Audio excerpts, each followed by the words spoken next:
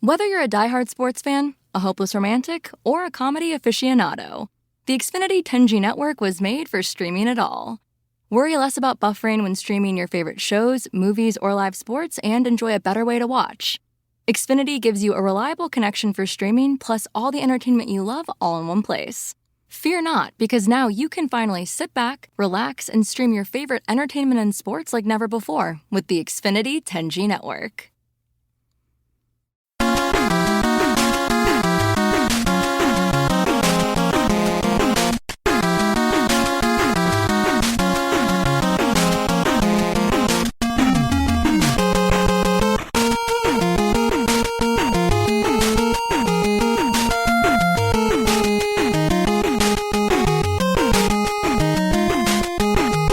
Hello again, hockey fans. Are you ready to brave the wild? With me, your host, Paladino Joey, or Joey Awajan.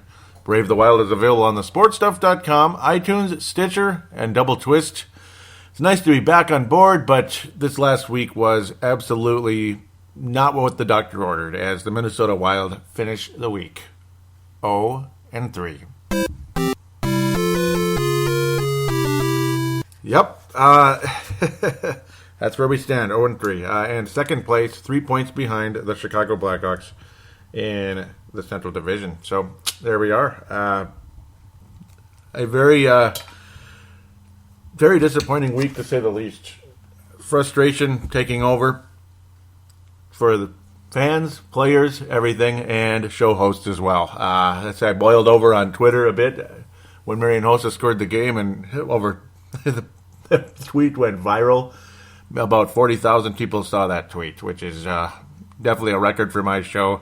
I don't think it did my show a whole lot of good, but because it's all Chicago fans just going, ha, ha, ha, ha, ha. That's basically what it was. But I had a couple of new friends, so we'll take the positive with that. And the people laughing at me, that's okay. You know, I obviously am not that worried about it. So what? It's just a tweet, and it wasn't like a bad tweet. It was just a pissed off tweet, and it wasn't too embarrassing. But it is what it is. We'll talk about that in the next segment a bit. I might even have to split into 3 segments, depending on that. But, because we'll talk a little bit there. I'm not going to go deep into detail of what people said, just some of the friendly ones. The other ones are just silly. We'll just leave that alone. It's just, So Sunday, March the 12th, let's get to the feature presentation, even though you could say all 3 of these were a feature presentation in their own way. Man. The Wild had scoring chances all week, and of course, everybody had their best game of the year for whatever reason. It's just the same old story. I don't know. And whenever the Wild are struggling to score, it seems like the goalies on the other team, again, are having their best game of the season, and oh my God, the save of the century, and it's just disgusting and irritating to watch. And Dubnyk certainly not doing that against Chicago, as he only faced 2 shots. They both went past him in the first 5 minutes. It was like the Wild were down 2-0 on the road in Chicago before most of us could even turn the TV set on or even sit down on our couch or chair or whatever the heck we were. A booth at the restaurant or whatever you're doing. Down 2-0. That's not going to get it done. It's just not, and that's kind of been the case basically the course of this week. The Wild have trailed in every game at least 1-0, if not 2-0. And against Washington, it was 3-0. But really, just an icky game. Carolina, of course, that one is so winnable, and obviously extremely frustrated with Eddie Lack stopping everything in sight. Everything Dubnyk couldn't stop during the course of this week is, I don't know if there's a tell on him right now, or it just seems like whenever he's bad, he lets stuff go past his shoulders. And, of course, the Carolina game, we'll talk about how things took place in that one. But this one, just, again, it's like Chicago being Chicago. I mean, Patrick Kane, and then you hear Chelsea Dagger, whatever the heck that is. Whatever it is. Whatever. Patrick Kane scored against the Wild. Big shocker. It wasn't a classic Patrick Kane goal. It was more like a Koivu goal, where it's like a centering pass and the one-timer. You don't usually see that but as much. And Dubnyk getting beat on those during the course of this week time and time again. Much more than he had earlier in the season. It's like, sure, he made saves in the future games, but this one he didn't make a single save. As Boudreau did the classic little look down the blue hallway there, the sky blue floor there you can see as he's looking down in there like, anyone, as he's waiting for Darcy Kemper to come out. And Darcy was adequate, stopped 20 and gave up 2 more goals in the game. And I don't know, it felt like every goal against was bull crap, and every frickin' save Corey Crawford made was the luckiest save ever. And it's just, I don't know. That was just the feeling in this game. I mean, call me a homer, but it's just games like this. You just, that's why bricks were invented. And, yeah, the whole idea of throwing bricks at the TV. Yeah, okay, of course you couldn't watch the game anymore, but who would want to when things were going the way they were? Granlund had another highlight reel type of goal in the game, raising the puck past Crawford's shoulder. This would be the right shoulder. Beautiful shot. It's a similar shot he made earlier in the season. Beautiful. Right under the crossbar. Just an awesome shot. That was another. So Granlund back at it again after a horrible game in Tampa last week. Niederreiter hasn't scored in forever. Eric Staal netting another goal as well, going low, kind of foiled Crawford, and those are the two goals the Wild would get on Crawford the entire game after a trillion scoring chances. Great effort, especially in the third period, but again, nothing going. And the second period, I should say, as well. 20 shots officially on goal. And Crawford, just no matter what it was, the puck bounced right exactly where it needed to go or whatever, and Crawford would always magically be there, or his pads would be there, or his glove would be there, or his stick would be there, or his helmet would be there, whatever it was. 44 shots on goal, only 2 allowed by Crawford, and you just sit there wanting to cry. He just wanted to cry. Patrick Kane goes from where was he, like in the low teens early in the season, now he's already at 30. So here we go, and the Panarin goal was disgusting too. Just kind of literally, it wasn't a bad shot or anything, but it's like, okay, put the puck on net, hoping, just see what happens, and yeah, of course, it goes past Dubnyk. And again, that's what drew the ire of Mr. Boudreau and dragging him out of there. Granlund again forcing the turnover. That's how he made his great goal. Ramsdale's goal also extremely frustrating. Put the Blackhawks back up 3-1 early in that third period, and then of course Hossa, after a really nice feed by Duncan Keith, of course, all the credit to Hossa, able to split through 2 defenders and go all the way, and he magically scores once again, raising the puck past Kemper. Again, would Dubnyk have been able to stop it? I don't know anymore. In the past, yes, he would have been able to stop it, but not anymore. He just doesn't seem to be stopping the shots that you used to see. He would get the glove on it and bring it in. But I don't know. It seemed like he raised the puck on any of the Wild goalies, and it's going to go past him, and that's what Hossa did. Just sure, it was a point where he was 1-on-1, but it's not like he made a move. He just shot. He just shot a wrister in stride, and of course Hossa get 22nd goal of the year. And then my now famous / infamous tweet is is what it is after that moment. Does Hossa have to score against the Wild every freaking time? And the reason why I have such disdain for Marian Hossa is because we tried to bring him in, to join Marian Gaborik. It must have been four off seasons over the course of many years, and the bastard had always signed somewhere else.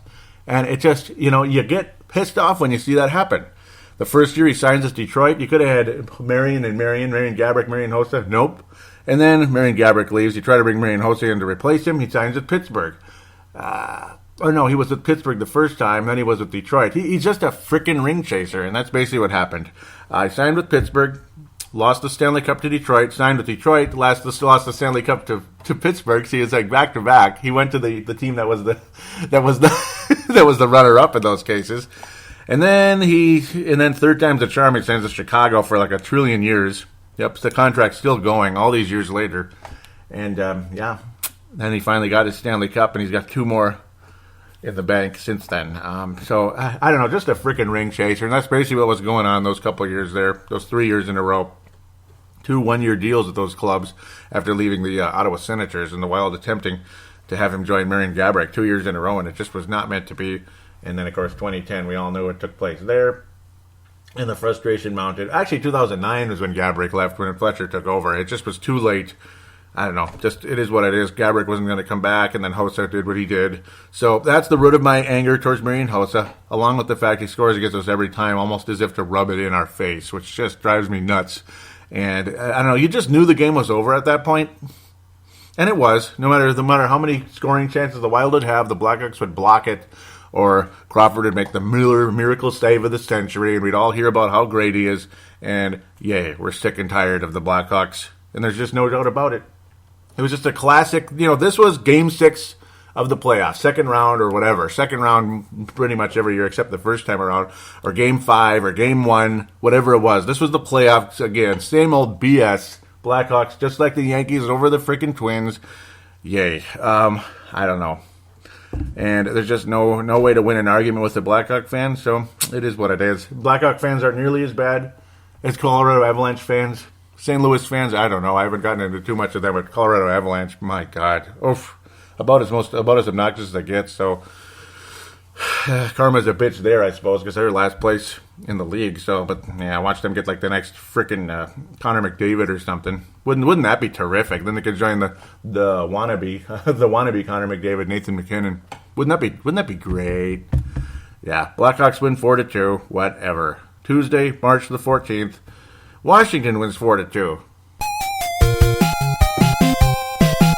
Aren't you happy? Aren't you in a good mood right now as a Wild fan? You know, what a statement of a week this was. Just a statement, huh? It was a statement, all right, but not the one we wanted to hear. It really wasn't. And you know what? I'm not here to bash the club, so all of you saying, oh, bandwagon fan. Bandwagon my ass. I've been with this team since 1997, 3 years before they came to existence. So don't bandwagon me, all right? I'm just pissed off at the way this week turned, and I have a right to be, as most of you would be at this stage. You get past the December swoon. You get past the January swoon. The February swoon. But now we get a March one? Really? Do we really have to go through this again? At least we've built enough equity this time around. The Wild should have home ice advantage in the first round. After that, we'll just have to wait and see where things go. Yeah, and home ice advantage for Chicago doesn't usually spell good things. It really doesn't, does it? And it sucks to see it evaporate before our eyes like liquid nitrogen touching the floor. Oh, it just goes, it's just gone. Gone. Devin Dubnyk again, boy. I don't know. Alex Ovechkin, no goals in 10 games. Washington, losing 4 in a row. Something's got to give. The Wild have been struggling, so let's just take advantage of this Washington team who's been doing so good, and now they're struggling. Yeah, well, how about Washington take advantage of the Wild team that's been struggling, ending multiple droughts in this game? And that about sums it up. Really? I mean, really, how are you going to win a game? You know, you give up a goal at the end. You know, Dubnyk made some great saves in this game, but really the goals allowed, were they that great? Were they that great? Or were they the kind of shots that were stopped by Dubnyk? You know, maybe 75% of the time, but all of them went past him, and it just was so frustrating. Anytime you raise the puck on the guy, you pretty much can't get it, you know, and luckily the Wild kept the puck down a significant amount of times, but not on these. Nate Schmidt, again, it's just like, sure, he'll make saves, and then all of a sudden, him being Dubnyk, and then all of a sudden, somebody just kind of does a wrister where he gets it about shoulder high, and there it goes. Bada bing, bada boom. Nate Schmidt, second goal of the season, playing with the top line. Nate Schmidt, a defenseman, of course. Damn it. And then Ovechkin, a little wrist, a one-time type of wrister shot. Again, a Koivu type shot. Again, now you're seeing Dubnyk get beaten on these. You know, it's not a bad shot, though. But it's like still, it's not like there was anything spectacular going on. It wasn't like a spectacular pass. It was just kind of just a play. Just move the puck around, put the puck on net. Move the puck around, put the puck on net, right? It wasn't a spectacular play where there's nothing Dubnyk could do. But it went in anyway. And Ovechkin, 28th goal of the year. The drought's over. Kuznetsov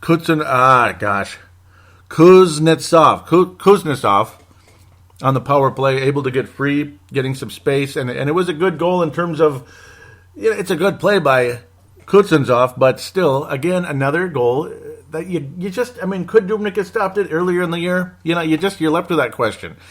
Whatever. Maybe not, but then you're down 3-0 with about 3 minutes remaining in the second period, and it's like, I think we lost again. I mean, barring some type of amazing miracle, I think we lost again. I mean, the Wild make things interesting, scoring early and twice, not early and often in the third period. Dumba off again, just a pass of the century by Granlund. I mean, I just love this guy, Granlund. He's the best player on the team right now. I mean, I got to say, along with Eric Staal, serious candidates for the award of the week, too, by the way. I mean, they are holding this team together at a time when, you know, the defensemen aren't playing particularly well. The goaltenders have been lousy for the most part. And to give Dubnyk credit, he was good in the Carolina game, but he choked. He absolutely choked on a puck that shouldn't have been moving. It should have been frozen. Unbelievable. We'll leave that alone. Dumba, nice move to finally end Holtby's shutout bid early in that third period, and then Staal, another big one just a quick release. The puck bounced off Zach Parise off of a nice pass by Koivu. Bounced off Parise's skate. Went in the right place, right time for Eric Staal. He's able to raise it past Holtby again, raise the puck. Yeah, I mean, I know it's old news. We could repeat it a million times, but it is what it is. 23rd goal of the year. Eric Staal playing way, way better over the past couple of weeks here. Just he's the Eric Staal that led this team in scoring for quite a while, all the way through November at least. During the course of the season, him and Coyle were really leading this team pretty much October, November, December, and then again the quiet spells started to take over there. Staal was semi-consistent but quieter, and then Coyle pretty much, time and time again during the course of this week, major scoring chances that wound up in nothing. The save of the century, this and that, by Eddie Lack, by Holtby, and by Crawford. It's just the whole week. I mean, the Wild couldn't muster 3 goals in one single game the whole week. The Wild get 5 goals in 3 games during the course of this week. Right when the Wild were in the game, keeping things rolling, getting some shots on Holtby. Holtby getting the stops. Washington playing pretty strong defense, though, keeping the Wild down to only 7 shots in that third period. And then Jay Beagle, 12th goal of the year, woohoo, and that about pretty much was it there. Washington up 4-2. Again, giving too much space, and then Dubnyk not making a stop that you'd think he could make earlier in the year. And it's just, I'm going to say that over and over. He's just not as good as he was earlier this season. And that pretty much is all she wrote for this one. Yeah, Holtby's the best goalie ever. I know. And yes, he's been very good, and he's one of the major reasons Washington is so good. They got a lot of offense and again, a good goaltender that spells division championships in this league. And that's what Washington's doing. Will that finally add up to something in the postseason beyond the second round? I don't know. They'll just have to let that play out. Thursday, March the 16th, the Wild head to Carolina. We finally play the Hurricanes for the first time in forever. Now, of course, the Blackhawks series ended, and that's over. As we talk about Series Washington coming up again in a few weeks, very soon. Carolina, we finally play them for the first time, Carolina and Washington, for the first time all year. Trying to get this thing to cooperate, and it's not, and it's bugging me. Yeah, we play Carolina again on April the 4th, hosting the Carolina Hurricanes, and hopefully the Wild can get it done. I will say again, and I'm very happy that the Hurricanes wore those third jerseys. They're awesome. I love the black jerseys for the Carolina Hurricanes. Very creative design, nice lining, colors, all that. Just love the look of those Carolina Hurricanes. They have the stripes, kind of like the Wild had with their special jerseys. I love those the elbow stripes there. Again, like the North Stars used to have and the Wild had in those special jerseys for the Stadium Series last year against the Blackhawks. That was an awesome one. Disappointing game again. I mean, the Wild, when I saw Eddie Lack in that, somehow I just knew. Remember last week when I talked about it in the preview that Eddie Lack might be a problem because he was good for Vancouver a couple of years ago. Like, I have a weird memory like that. Eddie Lack came in with the Vancouver Canucks a couple of years ago and was outstanding. And look at Eddie Lack now. I believe Luongo was still there at the time. The Wild always crushed Luongo when he was with Vancouver, so they put Eddie Lack in, and he stymied us. I forget if it was a complete shutout or if it was a 1 goal, but Eddie was even better than Crawford. I mean, he was better than Crawford. He was stopping everything, low, high, whatever it was. He just was there. And he kept saying, those are the kind of shots Dubnyk had been letting pass during the course of this week. He would let that pass him early in the game, very early in the game. Not even 5 minutes in, Derek Ryan on the power play. And it doesn't help when you get a stupid penalty early in the game either. And Derek Ryan, again, another shot that, earlier in the year he might have stopped, him being Devin Dubnyk. Mikhail Granlund on the penalty kill, creating a nice turnover. Another really good goal. Again, Granlund leading the club in scoring goals and points during the course of the season. And Koivu, again, adding another assist. So a nice, strong, decent week by Koivu, at least in the points department. Defensively, it's just kind of up and down. But I'm more upset with other guys like Scandella and Dumba during the course of this week. And, of course, just terrible overall goaltending, I got to think. Even though Dubnyk made a lot of good saves in this game, but he didn't make the saves he needed to. And it was heartbreaking. And this was a grinded-out type of game. Not a whole lot of shots on goal, except until the Wild in the third period got 16. But Eddie Lack was fantastic the entire time. Wild wouldn't score again after Granlund scored. That second period, very grinded out, very uninteresting. Lots of shot blocks, lots of wall play, and there were a couple of good attempts that again were stopped by both goalies. So okay, give them credit there, but overall, a very uninteresting second period. Third period dominated by the Wild, but the Wild didn't win, and Carolina did. The Carolina Panthers get a empty netter. I kept calling them the Panthers, the Carolina Hurricanes, the empty netter by Teravainen, but before that, Victor Rask kind of jamming the puck into Dubnyk. Dubnyk, you thought he had it stopped with his legs. Obviously you put the legs together, stop the puck, but it just squirted through there, and Dubnyk unaware that it was free, and it was just slowly sliding past the line. And I don't know, I just felt that was a choke. I mean, it's just too bad he couldn't turn around, freeze the puck. But, those happen sometimes, so I can't hate him too much. It's just that it figures. Carolina is a game you need to win, and you just saw it in Bruce Boudreau's face, and you heard it in his voice. He is just like, what the hell is going on? This is getting ridiculous. He says, well, with the equity this team has this season, why the hell shouldn't we be able to pull out of this? I agree, but let's get on with it. And that's basically what Bruce Boudreau is saying. Let's get on with it. And that's where the hope does come into the next week. We'll just have to see how things go. This team needs to come out of this slump very quickly, because this is just this is getting really disappointing. And the Carolina game was a huge one.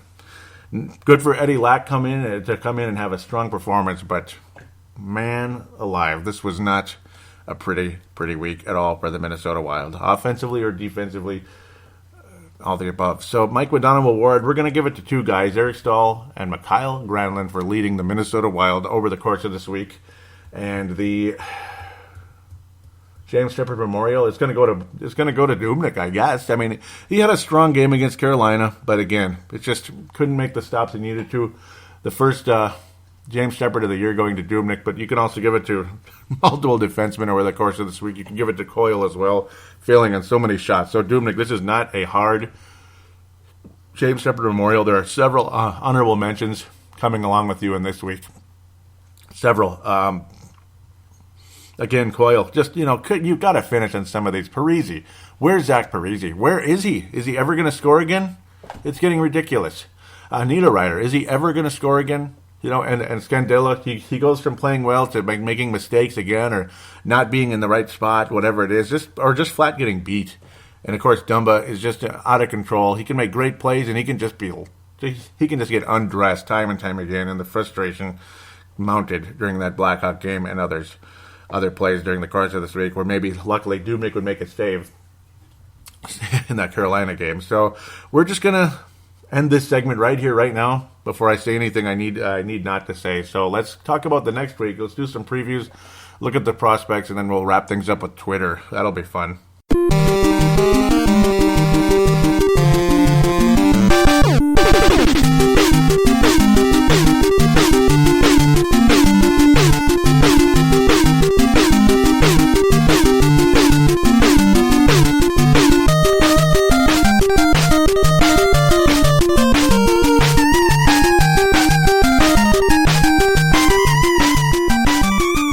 We are back here on Brave the Wild, segment number 2. Let's talk about 4 games here. 4 games to preview. There's winnable games in this schedule, but I don't know. It's an opportunity to turn things around, and winnable games for quite a stretch here, about 6 of them. We have 4 games to talk about today, and we have a little bit of a tough finish to the month there.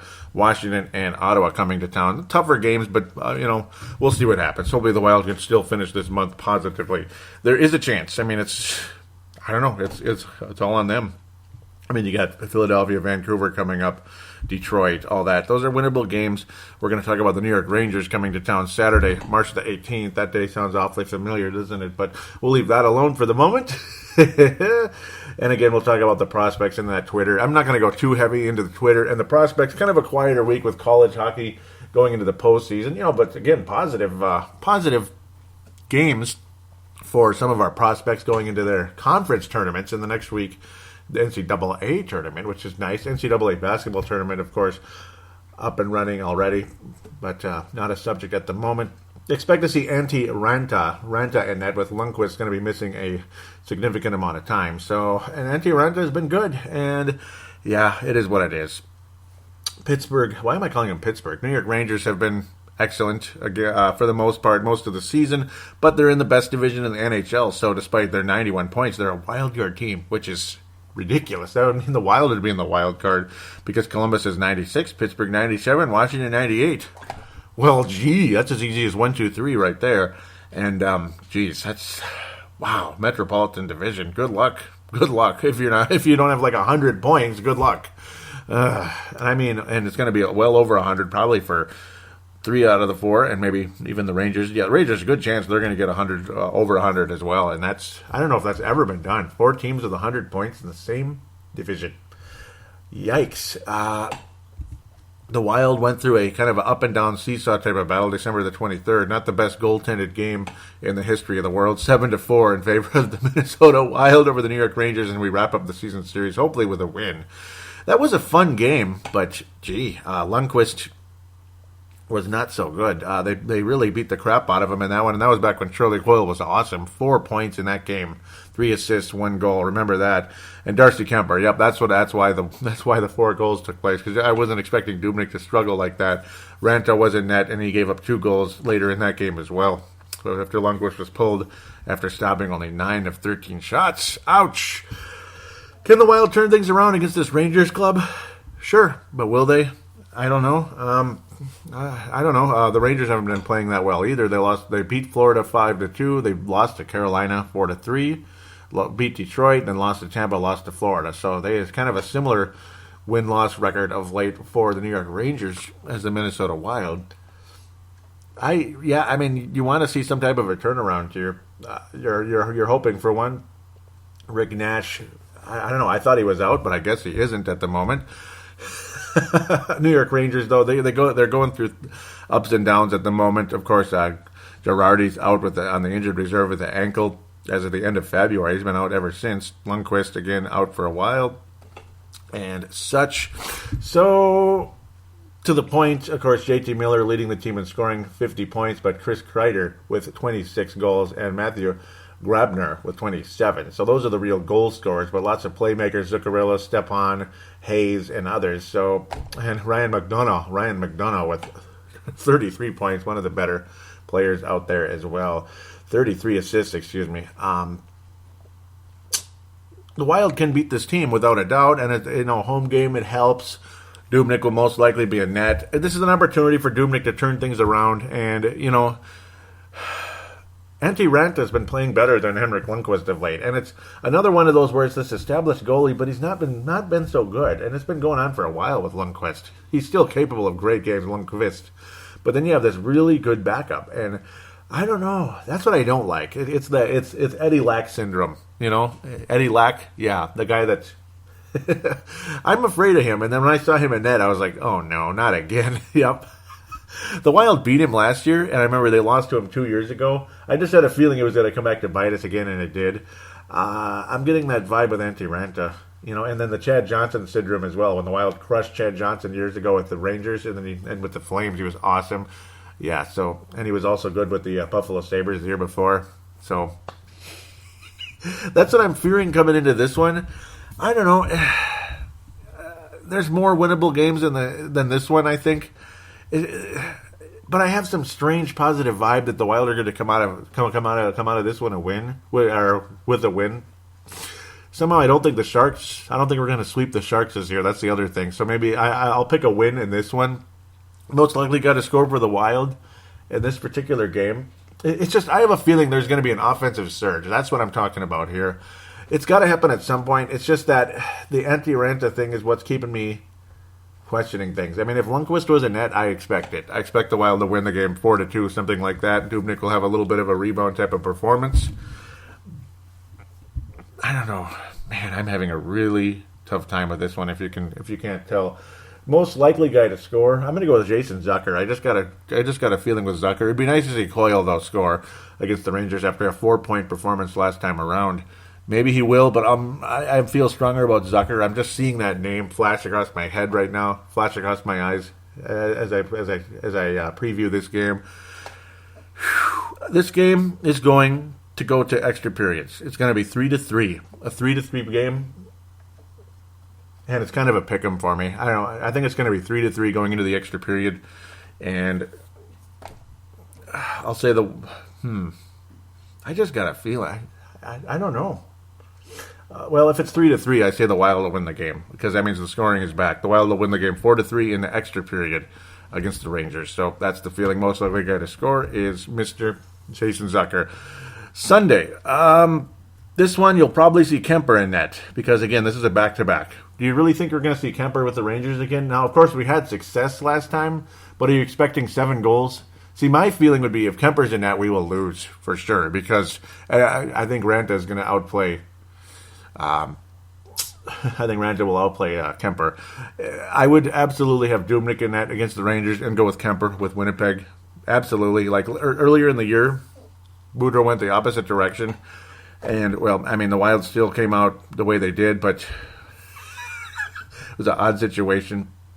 The Wild still survived Winnipeg in that case. I'm going to have Kemper in net against Winnipeg. That's just my guess. Of course, Hansel's been day-to-day. Olsen's been day-to-day. Folin is out for a while. He's not day-to-day, so you got that situation. Now, of course, that's with the Wild during the course of this week. Winnipeg with Kemper in net, well, not sure. Pavelich, the goalie, day-to-day, apparently with arthroscopic surgery. I don't think that's day-to-day. So, I don't know. This should be a winnable game for the Wild, but I don't know. I mean, sometimes Hutchinson's that kind of guy where he's that backup who might have that magical type of game. So, it's a tough situation. Pavelich has missed significant time during the course of the season. He was a good goalie at one point, but he struggled overall. Hellebuck or Hutchinson could be in the net in this situation. I mean, Hellebuck is most likely to be the goalie, though he's actually been the goalie most of the season anyway, which I already knew. I don't know why I'm saying what I'm saying earlier. Why does this one feel like a loss? It kind of does. I think the Wild lose to the Winnipeg Jets. I think you beat the Rangers and then you lose to the Jets. It's just a very winnable game. It'll be a messy game type of thing. This one I think will go to extra period type of situation as well. I'm thinking more of a 4-3 type of game in this one. Maybe even 5-4. Let's go with 5-4. I got a sneaky feeling Kemper will give up 4 goals in regulation. The Wild will score 4 goals in regulation. You're going to see a more of an offensive game. The Jets are just completely different. They're not what they used to be. We've talked about this every show where they've been a low-scoring team. Now they're scoring goals like crazy, but their goaltending stinks. Patrick Lane, again, one of the best players emerging out there. 33 goals in 63 games. Scheffel with 70 points in 68. Outstanding. On the offensive end, you got Ehlers. You still got Blake Wheeler. Dustin Bufflin with 46 points. 46 goals? No, that'll never happen. No, he's not that kind of guy. I think Winnipeg wins 5-4 in the extra period. The Wild will squeak out a point. So this will be kind of like what the Wild were earlier in the year. Winnipeg has not been playing well most of the year. They've been giving up goals like religiously. They finally kept the Islanders to only 2 goals in their most recent game, March the 16th. But before that, I mean, 7 goals against Pittsburgh. They got shut out by Calgary. And then Nashville, they gave up 5 goals and a loss there as well. So, again, I'll go with 5-4 Winnipeg. I just have a feeling it's not going to be good, and Kemper is going to piss us all off. But we'll stay in the game, back and forth. It's just a classic Kemper type of game, where you're going to give up weird goals, but our offense will be answering, and it'll be very competitive. We'll get a point out of the game against the Winnipeg Jets. Most likely guy to score, Nino Niederreiter will end his drought against the Winnipeg Jets. Nino Niederreiter will end his drought against the Winnipeg Jets. So now we get the San Jose Sharks. Chris is back, right? Pucknology out there. Chris and the Sharks back, ready to rock and roll. First place in the Pacific Division. I don't know. You know, I mean, they have 91 points now. They're really stepping up of late. They're really playing well. They did lose recently to St. Louis. That probably didn't sit too well. And between now and then, the Sharks will have played the Anaheim Ducks and Dallas Stars. So we got to look at that possibility there. Those are conference rivals, actually. Tuesday, March the 21st. Boy, I don't know. That Anaheim game is so big. I mean, that could go either way. And Dallas, I expect to win by the Sharks there. Sharks will beat the Dallas Stars. Last year, it would have been a pretty good one, pretty good series. But I don't know. Brent Burns, 70 points. Just Jiminy Christmas. He's on course for 82 points on the year. Joel Pavelski with 63 points on the year. I mean, just Sharks definitely offensive capabilities, and they got Martin Jones, one of the better goalies out there. He's been strong. The Wild luckily got the puck past him, though, last time around in an ugly 5-4 win in a Kemper game back on January the 5th. Classic Kemper game, 5-4 situation. Will wrap up the season series. The Wild have won it. This will be on NBC, so it won't be Star Sunday, but it'll be a Tuesday national broadcast for the National Hockey League. The Wild and San Jose. The Wild usually win games like this. Yeah, I'm getting a vibe about something, and I'll get back to it. Maybe I think the Wild will sweep the season series, and this is not being a homer. I don't know. It's just all of a sudden we're playing really well against this team. I just got a good feeling somehow, but I keep going back and forth because you got the Philadelphia game coming up. I got a weird feeling about that one. Yeah, I think the Wild will beat the San Jose Sharks. Low scoring 2-1 type of game. Devin Dubnyk in net 3-2. We'll go 3-2. The Wild will escape the Sharks. Maybe even 3-1 empty net type of situation. We'll go 3-2. The Sharks are going to score goals. Brent Burns will score somehow, some way, without a doubt. He always magically does. And that's what I see happening.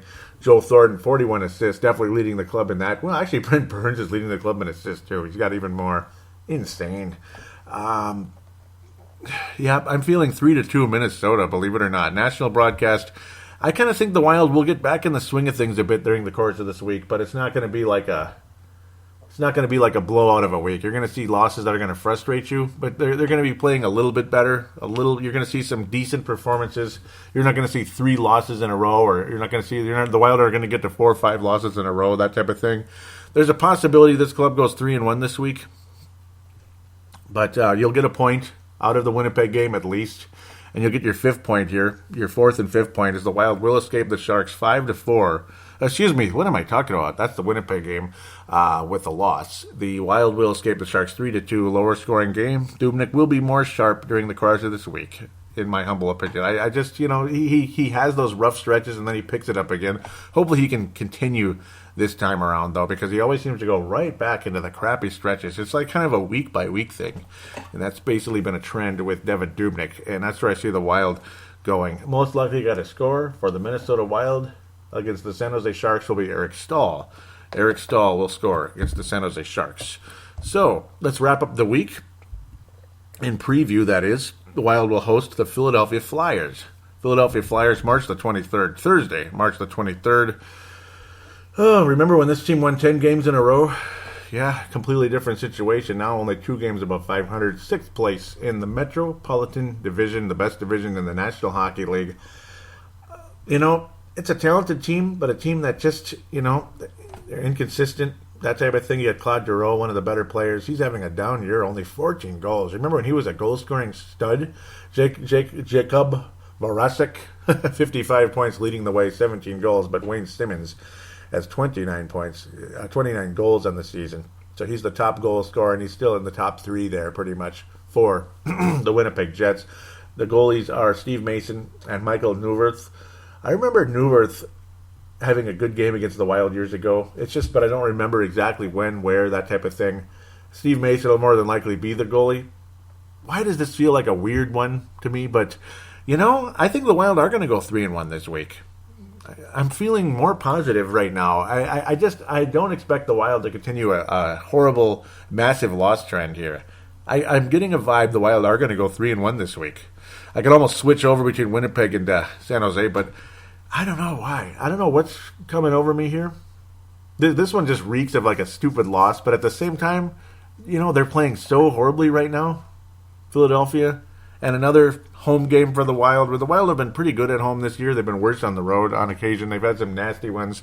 I just got a feeling that Carolina game was kind of the last straw, and the Wild will have a 3-1 week. Nice positive 3-1 week. This is like the classic Wild most of this season. I expect a 4-2 victory for the Wild in this game. It's not a back-to-back. The back-to-back will be coming up very soon, so you won't be seeing Darcy Kemper. You'll see him once this week, and that'll be the loss to Winnipeg. That's just my opinion. Who knows? Maybe Mr. Boudreau will go the opposite direction. I don't recommend it personally, but he's the coach. He knows better than me. You get back-to-back Saturday, Sunday, Vancouver and Detroit. Hopefully those are back-to-back wins. So another weekend, just like I'm going to have to do this week, 7-day week. Damn, Saturday, Sunday working. So here I am Saturday morning getting this show out first. I'm working really hard this week, aren't I? So please forgive me if I'm a bit disoriented too. But Wild will win 4-2 against the Philadelphia Flyers, and Zach Parise will end his more recent drought against the Philadelphia Flyers, in my humble opinion. 4-2 regulation win, empty netter, maybe by Mikhail Granlund like he does, or Charlie Coyle, or Eric Staal. Those are the three guys most likely to get empty netters. Those are the ones that get it done. They kind of hustle to that puck and release it. Maybe even Parise will have a 2-goal game with an empty netter. But I do think Zach Parise will finally end the drought, and it'll be against the Philadelphia Flyers. 4-2 win for Devin Dubnyk and the Minnesota Wild, and a 3-1 week. I don't know what it is. I just feel very positive for some strange reason. It's a little bit easier schedule. Like last week was horse crap. The Carolina game was double horse crap, but I don't know. Eddie Lack was in that. It's just one of those weird ones where you find a way to lose, kind of like the Wild did in the past years against the Florida Panthers with a backup goalie in that, because Luongo's not going to shut down the Wild. He just never does. The Wild own that son of a gun. So where are we now? Let's talk about the prospects a bit. Almost rather go to the Twitter first, but let's talk about the prospects. Luke Kunin and the Wisconsin Badgers. Well, they got the first round bye in the Big Ten tournament. He was able to score a goal and help the Wisconsin Badgers defeat the Ohio State Buckeyes, and head to the Big Ten championship. Minnesota Gophers last night went to double overtime against Penn State, who went to double overtime the night before against Michigan and won. And there they are against the Wild. It wasn't the night before, it was earlier in the season, and they came out victors, and Penn State again coming out victors. But Jack Stadek, who had a 2-goal game last week, I should say, against the Michigan State with another goal, and he finishes the regular season with 11 points.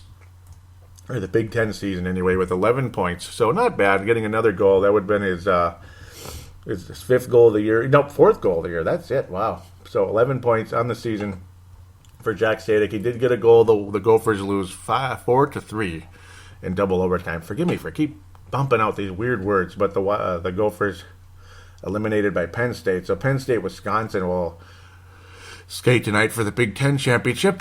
Gophers move on to the NCAA tournament. They will have a number 2 seed. I have zero faith they'll come out with the number 1 seed. Hopefully the Gophers can advance past the first round, but the way they're playing right now, I don't know. I think they will get past the first round, but second round, they're going to have to just have some type of a magical run to get to that Frozen Four. And it's not because they stink, but because they've been playing poorly of late, and the injuries to valuable defensemen the previous week against Michigan State. It just figures you're playing a Yuggy team, the last place team in the conference, and then important players get hurt, and whatever. And then Sherhorn's just mediocre. He's Kemper-like, basically, for the Gophers at this stage. Yul Eriksson continuing strong play overseas, and good for him. Jordan Greenway also added a point for Boston University, but could not get the victory, as Boston College will play for their conference championship. So the two crosstown rivals there. Yul Eriksson, 8 goals, 8 assists in 26 games for the Swedish Hockey League at this stage. So nice overall performance at this stage for him. I want to give a quick shout out to Pavel Bune of MNW Players. MNW Players, that will be the Facebook page too out there. Look that up on Facebook. Give it a like, follow the page, interact with it. I like how that page continues to grow. Pavel Bune and Merrick Skyba, kind enough to have me on board as an admin. I'm more than proud to be on there. Just an awesome page where they keep up with everything related to the Wild, everything from Eric Staal all the way down to Nick Boca of the Michigan Wolverines. You know what I mean? Guys like that you don't hear about hardly ever, because he's a pretty quiet defenseman. He barely scores anything.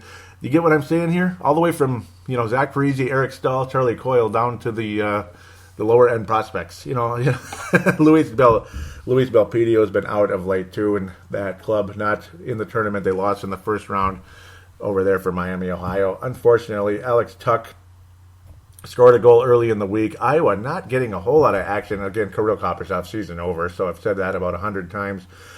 Greenway, again, like I said, adding a goal last night in his tournament, only in a loss. Unfortunately, Kunin adding a goal in a victory for Wisconsin, as the Badgers more than likely will win the tournament for the Big Ten, and they will be in the NCAA tournament. The Wisconsin Badgers already back in the NCAA tournament, just like the Golden Gophers go from an awful team to all of a sudden they got back to the NCAA tournament. Golden Gopher basketball, but they lost in the first round.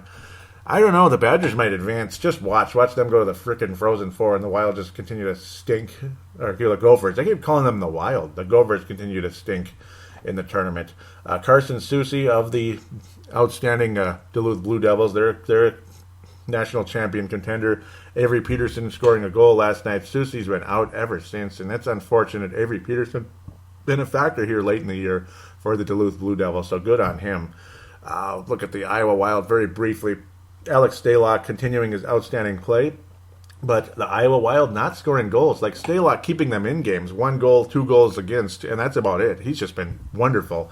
2.38 GAA, I should say, and 2.63 for Stephen McCulloch. Kind of back and forth. He's been he would be like the perfect backup. Like just imagine if Kemper was like that. 2.63.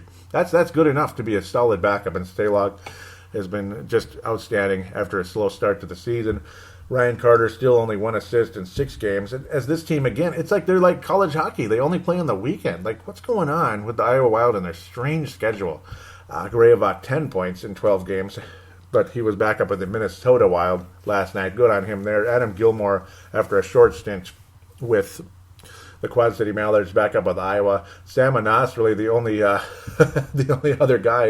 only guy scoring last night in a 2-1 loss for the Iowa Wild as they're fighting for the playoffs over there. Sam Anas, an unassisted goal, his 10th of the season for the Quinnipiac, former Quinnipiac little engine that could there. Just a goal-scoring machine in the college ranks. So he is only the 3rd Iowa Wild to get to double-digit goals in the year. So good on you, Sam Anas. 22 points on the season. Alex Tuck leading the club in scoring because, again, Timo Pulkkinen is a borderline member of the Phoenix Coyotes. He's a bubble guy, and that's unfortunate. I bet he's frustrated. Scored a goal, only played 1 more game since then, and he's been scratched ever since. Timo Pulkkinen, not sure if he's hurt or if what's the situation there, but not going to really majorly keep up with that unless it's in the news for some reason. But getting frustrated with the lack of games. Dmitry Sokolov, a correction, last week did have 2 goals, so good on him there. And then just recently, the Sudbury Wolves were shut out. How frustrating is that? So no goals for him. He had 2 goals last week, a correction, like I was saying. Not sure. I think they played again last night, too, if I remember correctly. And yes, he added some more goals here. Wow, 71 points on the season, 47 goals overall. Outstanding for him in the Ontario Hockey League. So, wow, nice to see him stepping up in a big way after getting shut out the night before. So good on him there. As we're going to try to bounce around here with Twitter and such. Thought I had that ready. I just want to check real quick. Yeah, Sudbury 5-2. Yep, I'm seeing what happened. It's got to be a hat trick, as that's exactly what did happen. A hat trick and an assist for Dmitry Sokolov. So an outstanding performance for Sokolov last night for the Sudbury Wolves of the Ontario Hockey League. So again, a nice rebound after a couple of quiet weeks there. It was like two weeks without a goal, and then boom, 2 goals last week and then a hat trick here. Very cool. 4-point performance. At Sudbury, they have a poor record, but man. But that Mr., they're playing like 3 nights in a row. The last night they beat the Battalion 5-2. Not sure about that. Yeah, and then they play the Ice Dogs tonight. 3 games in a row. Crazy. So Ontario getting a little busy late in the season. Good on them there. The Twitter account is @BraveTheWild, @BraveTheWild. The Facebook page for Brave the Wild is facebook.com/BraveTheWild, facebook.com/BraveTheWild. We have a new member there too, Blackhawk fans. So again, getting to know a lot of Blackhawk fans the past week or so. I want to get to the interaction. It's getting kind of, I might get a bit disoriented here because it just got real busy with all the over-the-top response to my tweets, getting pissed off at the Marian Hossa goal, but added some new friends. At Rob Lefferber, he says, "Wow, how many of Lord Stanley Cups are sitting in your trophy case?" Yeah, because he's making it. Because I was telling him, well, how long did it take for your Cubs to win the World Series? Only 108 years, basically, and everyone attacking me about a Hossa is a demigod, whatever that means. What the hell? How is Hossa a demigod? What does that even mean? But yeah, we have no Stanley Cups, and the Bears have a Super Bowl, and the Blackhawks have 3. No, they have more than 3, but 3 recently. And the Cubs, well, they got 3 World Series, but their first 2 were in, like the turn of the century, the previous century. You know what I'm saying? Yeah. So quite a while ago, like 1907 and 1908. Woohoo. Let's see. Hawks. Let's see. What does this guy say? Brad. Yeah, it's just the same old thing. Hawks are in the heads of Wild players and fans. Good players show up in big games. Where are yours? You know what? That's a good point. And yeah, guys, time to step up. So I agree, Brad, actually. I'm sure he's not listening, but just saying I agree with Brad there. See if there's some more. There are some. Haley, see, it doesn't matter how long it happened. It still happened. Oh, yeah, yep, Haley. Yep, there she is. Yeah, it was nice to meet Haley as well. That's a new friend there, a young Blackhawk fan from Philadelphia area. I'm not sure if she's listening or not since she's saying about the Cubs. Just because it happened 100 years ago doesn't mean they don't count anymore. Yes, it counts, but let's count the 5 Laker championships that happened here, even though they moved away. And then the Washington Senators, well, should we count that one too? Okay, maybe we can't count that one. The Washington Senators, which became the Twins in 1961. He says the Wild showed weakness today. Hawks will own them throughout. They have so far. And when I said, yeah, we'll count the Laker championships, Haley says, I mean, no one said you couldn't. So, and she said, thanks for being a good sport. I'm not trying to start shit. And I agree, so thank you for that. She said, most people who like the Wild are rude. Well, okay, I'm sure some are. Not everyone, I hope. Woo. Yep, Drunk Kane says it's because Kemper is trash. Yep, and yeah, Drunk Kane, yep. That's kind of true there. Kemper's frustrating. Back and forth. And Rob Lifford, actually, he likes the Vikings. That's cool. And he said that's better than the Packers. Yeah, better than if you said the Packers. Yep. Oh, no, I'll never be a Packer fan, so don't worry about that. So nice to interact with some new friends here. Oh, boy. You got some with the Demigod show? Says, bleep you, pal. Whoa. Jeez. Drunk Hossa 81. Yeah. You guys really like Hossa, don't you? Well, you know what? That's fine. You can like Hossa. I don't know. Wouldn't you get frustrated, though? Okay. Maybe I'm making a fool of myself. I think I am, so I'll just leave that alone. I better leave it alone, huh? Facebook.com/Brave the Wild before I put my foot in my mouth anymore. But again, about 40,000 people reached over the course of Chicago and Minnesota and maybe other cities out there because Haley's from Philadelphia. So where's your Flyer fandom? Look at you. Oh, well, look at me. I like the Louisville Cardinals in college basketball. So, whereas obviously I'm a Gopher fan, but Louisville Cardinals are like the, if you're going to have a big school, if you're going to be a fan of a big school, you might as well have one to identify with as well. So since the Gophers are almost never in any type of a Elite Eight, Final Four situation. So Gopher hockey is. So luckily we have one powerhouse in college hockey who's been kind of in and out of late. We're more like University of Connecticut where they kind of come and go. Seems like on the men's side, the women's side, they're there every freaking second. So again, shout out to Pavel. No article this week. He must have been busy. Totally understand that because it's tough to keep up with. So obviously, you go with stretches. I mean, I'm busy too right now. It's a miracle I'm getting this show out, but I'm going to keep it coming because I enjoy doing this so much. Thank you again for listening to the show, being loyal to it, putting up with my craziness at times if I seem disoriented, and I do apologize again. Doing the best I can to keep this show going. Please do give a positive rating on Brave the Wild. I hope the content is still good. That's what I hope. I hope you enjoy the content, and you can tell a friend about the show as well. Please give a positive rating on iTunes, Stitcher, or Double Twist. Would be greatly appreciated. iTunes or Stitcher. Double Twist is the other place you can look for this on Android, of course. And the flagship website is thesportstuff.com. Do check out MNW Players. Again, all the information will be in the show description, including the phone line, which is 209-736-7877. 209-736-7877. It is a voicemail. Do treat it as such. Mention you're calling in for Brave the Wild. Give your statement, shout out, comment, question, and opine. There's another way to get on board too, as the call-in line is also in the Call Now button on the Facebook page. You can click on that, and it connects directly through Facebook Messenger, which is an international thing. It doesn't cost you a penny. It doesn't matter where you're from. You go straight to the same phone line. It's treated the same way, the same voicemail, and all that. The final way to get on board would be the audio submission route, where you can use the voice recording app, the free voice recording app on any smart device out there. Simply treat it the same way as a phone call and email it to paladinolive@yahoo.com, paladinolive@yahoo.com. So thank you very much in advance for that. It would be great to hear any of you on the air. I mean, Marek Skyba, Pavel Bunia, Benny Allen out there in Australia would be greatly appreciated to have you on board. And others that might be listening, hockey fans and the like, would be greatly appreciated. Even somebody from Chicago. Oh, I was going to introduce that's what I knew I was forgetting something again on the Facebook page. We have a new friend from Chicago. He likes let's see.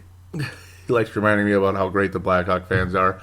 Harsh Med, big Blackhawk fan, posting a lot of pictures showing the broom and holding the Wild's head in the air. Yep, that was when the Wild got swept by the Blackhawks a couple years back now. So, Harsh Med, welcome aboard. Hopefully he's listening and trying to spice the page up a little bit, maybe create a little rivalry. Nobody responding yet. I don't know why, but maybe because they figure they don't want to get into some kind of a back and forth at this stage.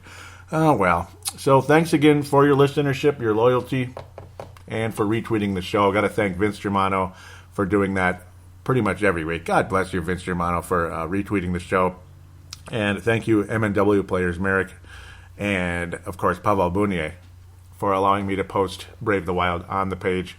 Definitely not trying to treat it like spam, but more of, just working together. So they allow me to post the show on there. Thank you very much, and welcome aboard to those of you in Europe, in the Czech Republic, and Russia, places like that might be joining this page for the first time. Want to say hello, and thank you very much. So we'll talk to you soon. Take care, everybody.